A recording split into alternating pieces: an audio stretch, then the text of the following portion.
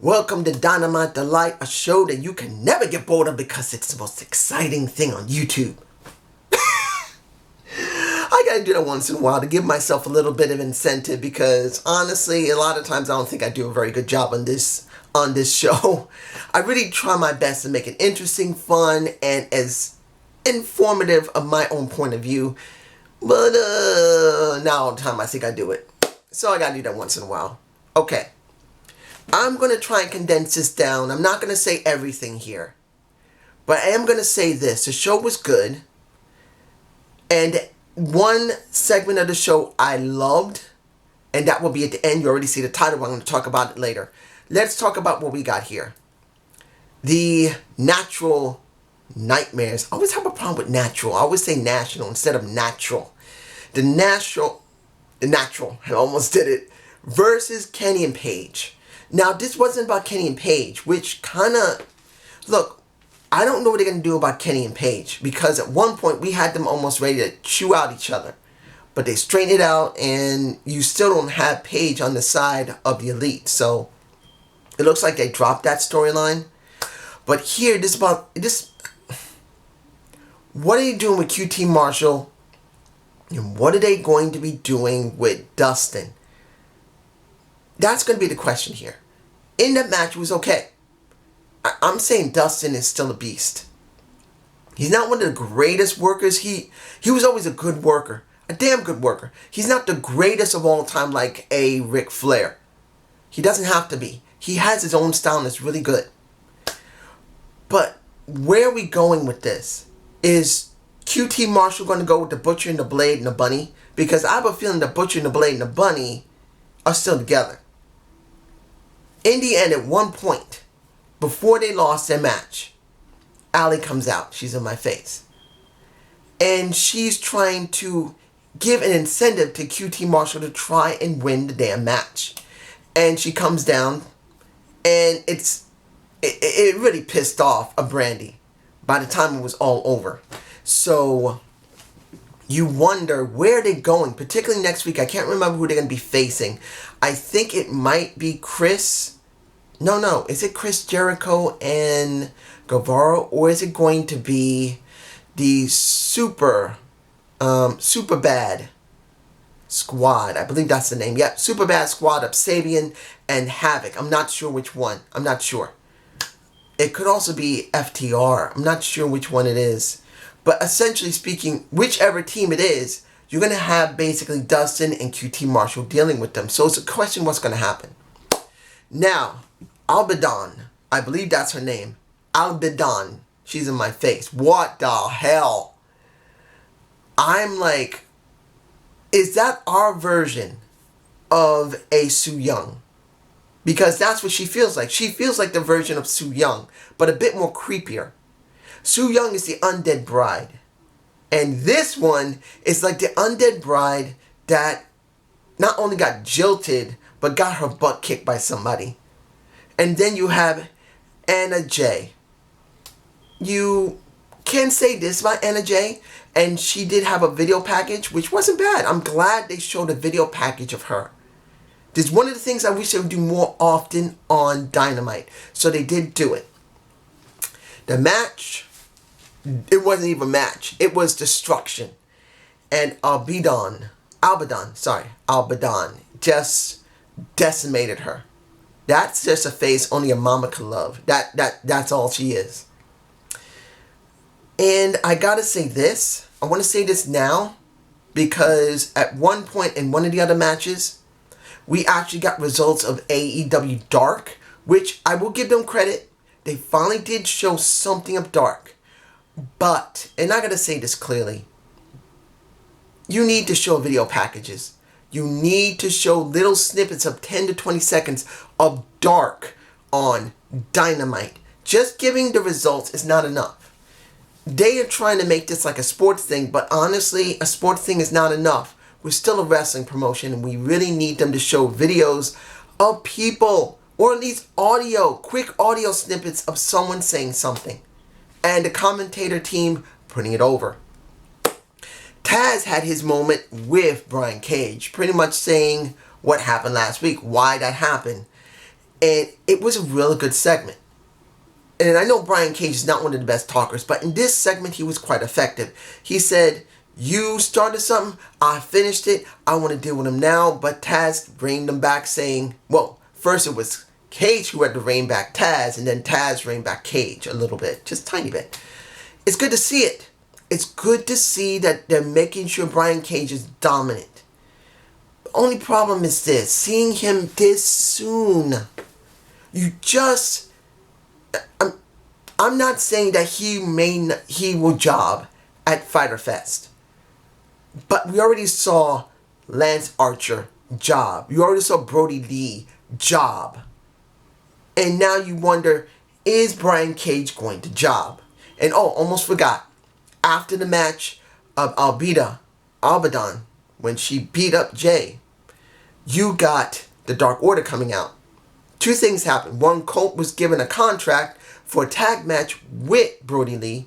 Two, they escorted Jay out. They actually helped her up, and then they took her out. Does that mean you're also going to have a woman on the Dark Order? That's a good thing. Because the Nightmare Collective did not work with Brandy. But if you put a woman or two on Dark Order, it could get over. It could. Depending on how they book it. But that's just a question of how they're going to book Jay. But then when it comes to Colt Cabana, how far are they going to go with Colt? This is going to be interesting. Now, you had MJF versus Billy Gunn with his kids at ring. Well, one of his kids at ringside. The other one is behind the retaining wall. Was this a good match? Yes. Was it effective? Yes. It made sure that MJF looked like MJF. He looked like at one point like a full flat out chicken shit, and it was a Billy Gunn because MJF ran out. He ran away. Went up the ramp. Billy picked him up, brought him back. But as time went on, you could see the glimpses of how good MJF is in the ring. In the end, as you see in my face, MJF got the diamond ring, and he used it to knock out a Billy Gunn. He won. Now, supposedly next week, we're going to have Jurassic Express matches with MJF and Wardlow. I want to see the Wardlow go up against the Luchasaurus. That's what I want to see. You guys tell me below what you want to see. Now, you had Havoc and Sabin, the Superbad Squad, finally got that right, versus the Young Bucks. Now, this was a good match. And you got the Butcher and Blade coming out, as well as FTR coming out. It became a free-for-all after the match was over when the Bucks won. I didn't expect the Bucks to lose here. I just didn't expect it. They had to show that the Bucks were still dominant. They showed that the Bucks can still go. And you saw the good guys, which is FTR and the Bucks, beat up on the Butcher, the Blade, as well as Sabin and Jimmy Havoc, who I really do like. That's just me. You guys tell me below. Now, Britt Baker's segment. Got to get this done now. Throughout the night, we saw Britt Baker. And at one point, Britt got her comeuppance. Once you see Big Swole take over her Rose voice. Rose voice. You see Big Swole in my face. She took over the golf cart. And then she threw it into a garbage container. And you can see Rebel acting, trying to save her job. Then she's told she's not supposed to have a job anymore. Then she's brought back again. And Britt, let me put it to you like this.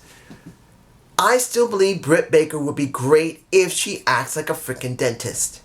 But she doesn't. And this is where it becomes an issue with me. She's saying she's the reason that the women's division is great.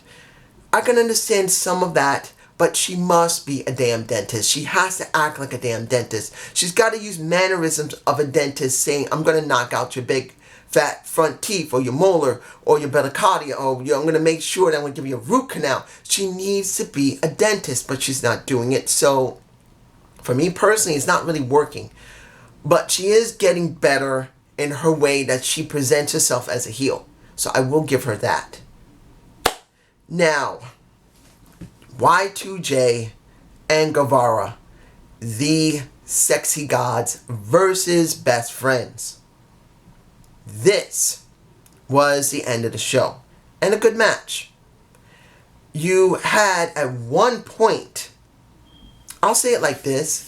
At first, I thought it might have been Darby Allin who basically screwed over the Guevara, because he did get tripped up by somebody who was holding the camera. But once I saw Orange Cassidy, because I thought Orange Cassidy was going to be there. Yeah, he got a big knot on his head with his head bloody and everything, but he didn't show up. But in this situation, he did. And he pretty much wailed on a Chris, wailed on a Guevara, and Best Friends were together. So supposedly, you're going to have Orange Cassidy versus Chris Jericho at Fyter Fest, which I have no problem with. At least that's what I understand. But we'll have more details next week. Or at least for me. Because I don't check the sites. I'm done. I don't want to be oversaturated. I want to have just enough to be interested. And final thing for me, the TNT title, the Outsider. This for me really means something, because I'm not gonna lie here. When I first saw Ricky Starks, I hadn't seen NWA Power in a while. I mean, I did see a little bit of Carneyland and the Girl Power thing, a little bit, just a few minutes of it. I'm really not into that kind of stuff, because they do overemphasize it, and it's not something I want to see. They could have shown more older footage that not everyone could see of NWA. I think that's what they should have done. But I understand why they're trying something different. But when I saw Ricky Starks, I got him mixed up with Daga. And I know Daga's still under contract with Impact Wrestling, and he probably is still in Mexico. But that was my first thought. Is that Daga? But then I realized it was Ricky Starks from NWA. Now, NWA right now is still not showing any shows, nothing. They're still doing Carneyland. I think they did the Eli Drake show at least one more time. I'm not sure. And then you have a show from Nick Aldis. Why is this? I forgot his name. Why is this Aldis? The show of it. What made Aldis, and why is this Aldis? But it was good to see one person from NWA. An NWA Outsider. Maybe I'll use that name instead of just the Outsider. It felt good to see someone from NWA. And the match itself was not bad at all. At one point, they did knock heads. Him and Cody. And that did also happen with Kenny as well as Dustin. They also knocked heads. I didn't say it because it really wasn't that much of a reason. But this also happened during the match. 2 matches, 2 guys knocked heads. It was not nice to see. But it was such a good match. Not a match of the year, but it was a good match between the two. I don't know if they ever met each other before. I'm not saying they had great chemistry, but their chemistry was not bad. And seeing they're going to be bringing at... I'm hoping, beyond hope, that NWA and AEW work together. I'm hoping that because the thing that gets me, that Impact Wrestling did not sponsor ROH properly, did not sponsor Wrestling Noah right, and anyone else they work with. They just didn't. NWA did a decent job with ROH. So I'm not saying that they're going to break their connection with ROH, But if eventually it happens where NWA works with AEW, I think that would really be a good thing for both companies. AEW needs a little more prestige. And even though NWA had lost a lot of its strength because it's been messed up for so many decades, it's still a known and a very old promotion. And NWA can gain something from AEW because it's a new promotion that can give them new blood. And if they mess around with each other's talent, it could be helpful. So that's what I'm hoping for. But you guys tell me, what did you like about this? Did you like Ricky Starks? No, I'm saying Starks. Did you like the match itself? Did it mean anything to you to see an NWA talent on AEW, where he could actually get a job there? Hoping it doesn't, because I'd rather see him on NWA Power. That's just me. You guys tell me below. Have a good day. Have a good night. Peace!